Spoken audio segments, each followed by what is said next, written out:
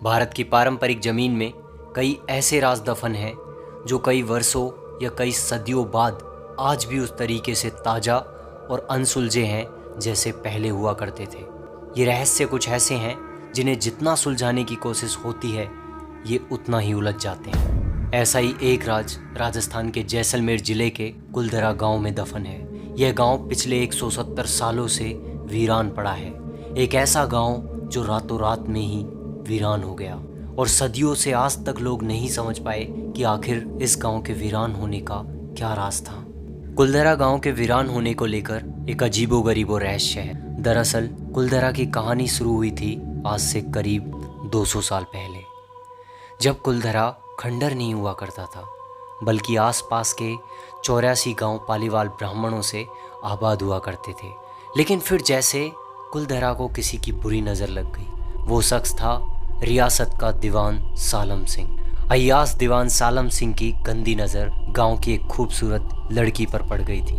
दीवान उस लड़की के पीछे इस कदर पागल हो गया था कि बस किसी तरीके से उसे पा लेना चाहता था। उसने इसके लिए ब्राह्मणों पर दबाव बनाना शुरू कर दिया। हद तो तब हो गई जब सत्ता के मद में चूर उस दीवान ने लड़की के घर संदेश भिजवाया कि यदि अगले पूर्णमासी तक उसे लड़की को नहीं सौंपा गया तो वो गांव वालों पर हमला कर देगा और लड़की को उठा कर ले जाएगा। दीवान और गांव वालों की यह लड़ाई अब एक कुंवारी लड़की के सम्मान के साथ साथ गांव के आत्मसम्मान की भी थी। गांव की चौपाल पर पालीवाल ब्राह्मणों की बैठक हुई और 5000 से ज़्यादा परिवारों ने अपने सम्मान के लिए रियासत छोड़ने का फैसला ले लिया।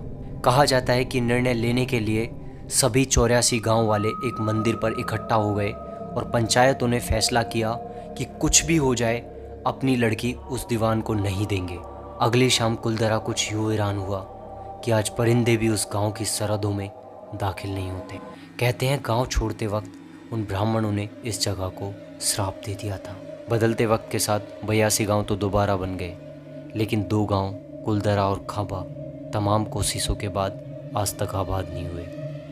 ये गांव अब भारतीय पुरातत्व विभाग के संरक्षण में है, जिसे दिन की रोशनी में सैलानियों के लिए खोल दिया जाता है। कहा जाता है कि यह गांव रूहानी ताकतों के कब्जे में है। कुलधरा गांव घूमने आने वालों के मुताबिक यहाँ रहने वाले पालीवाल ब्राह्मणों की आहट आज भी सुनाई देती है। उन्हें वहाँ हर पल ऐसा अनुभव होता है कि कोई आसपास चल रहा है। बाजार की चहल पहल की आवाज़ें आती हैं, महिलाओं के बात करने की आवाज़, उनकी चूड़ियों के खनकने की आवाज़, पायलों की आवाज़ जैसे आसपास घूम रही हूँ।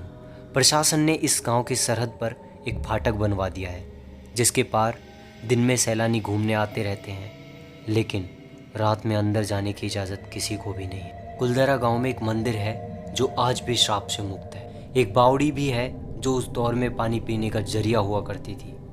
इसके साथ साथ एक खामोश गलियारे में उतरती कुछ सीढ़ियाँ भी हैं। कहते हैं शाम ढलने के बाद अक्सर यहाँ कुछ आवाज़ें सुनाई देती हैं। लोग मानते हैं कि वो आवाज़ 18वीं सदी का वो दर्द है जिससे पालीवाल ब्राह्मण गुजरे थे। गांव के कुछ मकान हैं जहां रहस्यमयी परछाई अक्सर नज़रों के सामने आ ही जाती है। दिन की रोशनी में सब कुछ इतिहास की किसी कहानी जैसा लगता है, लेकिन शाम ढलते ही कुलधरा के दरवाजे बंद हो जाते हैं और दिखाई देता है रूहानी ताकतों का एक रहस्यमयी संसार। लोग कहते हैं कि रात के वक्त यहाँ जो भी आया है वो हादसे का शिकार हो गया है। मई 2013 में दिल्ली से भूत प्रेत व आत्माओं पर रिसर्च करने वाली पैरानॉर्मल सोसाइटी की टीम ने कुलधरा में रात बिताई। टीम ने माना कि यहाँ कुछ ना कुछ तो असामान्य जरूर है। शाम के वक्त उनका ड्रोन कैमरा आसमान से गांव की तस्वीरें ले रहा था, लेकिन जैसे ही ड्रोन कैमरा बावड़ी के ऊपर आता है तो वह हवा में गोते लगाते हुए ज़मीन पर गिर जाता है कि जैसे कोई वहाँ था और उसे वो कैमरा मंजूर ना हो। ये सच है कि कुलधरा से हजारों परिवारों का पलायन हुआ है। ये भी सच है कि कुलधरा में आज भी राजस्थानी संस्कृति की झलक दिखाई देती है। पैरानॉर्मल सोसाइटी के उपाध्यक्ष अंशु शर्मा ने बताया कि हमारे पास एक ऐसा डिवाइस है जिसका नाम है घोस्ट बॉक्स। इसके माध्यम से हम ऐसी जगहों पर रहने वाली आत्माओं से सवाल पूछते हैं।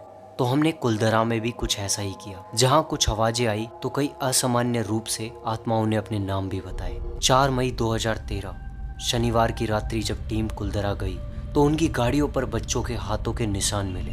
टीम के सदस्य जब कुलधरा गांव में घूमकर वापस लौटे तो उनकी गाड़ियों के कांच पर बच्चों के पंजों के निशान दिखाई दिए। इतिहासकारों के मुताबिक पालीवाल ब्राह्मणों ने अपनी संपत्ति, जिसमें भारी मात्रा में सोना, चांदी और हीरे जवाहरात थे, उसे जमीन के अंदर दबा रखा था। यही वजह है कि यहाँ पर जो भी जाता है वह जगह जगह खुदाई करने लग जाता है, इसकी उम्मीद से कि शायद सोना या हीरे जवाहरात हाथ लग जाए। यह गांव आज भी जगह जगह से खुदा हुआ मिलता है। तो कैसी लगी आपको ये रहस्यमयी कहानी? हमें कमेंट सेक्शन में ज़रूर बताइएगा।